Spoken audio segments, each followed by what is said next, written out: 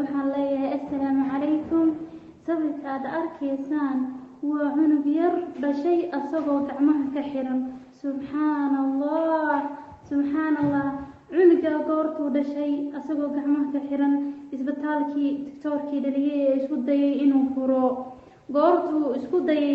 isbitaalka doctorka goortii loo geeyay cunugii ayaa hadlay. wuxuu yidhi waxaa soo socda nebi ciise ayaa soo deganaya radiyallahu canhu.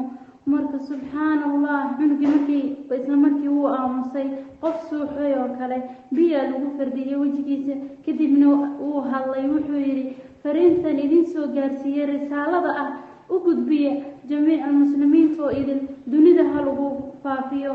qof allaala qofkii soo gaartana ha sii faafiyo.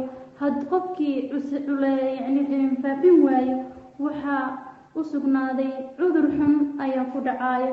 faacuudu billaah. marka dhammaantiin muslimiinta meel walba joogta tan waxay noo cadeynaysaa adduunkii inuu gabagaba yahay. subxaana watacaala qaatimada ha nagu toosiyo. yaa muslimiin inta dariiqada xun ku taagan kasoo laabta ku cilmi qaata. adduunka waa gabagabo, mucjisada way sii badanaysaa.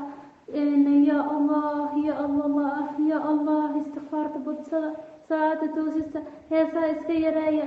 ya allah subxaan allah dadka ku cilmi qaata allah naga dhigo. yaa muslimiin adduunka waa gabagabo, war dariiqa nabi maxamed ha loo sugnaado, ha loo bato. yaa rabbilcaalamiin subxaan allah khaaliq cunug yaroo gacmihiisa ka xiran haddana hadalkaa ku dhawaaqay. ilaahay naxariistiisa weeye oo aan ku cilmi qaadanayno. allah naxariis badanaa, ilaahay naxariis badanaa. ya allah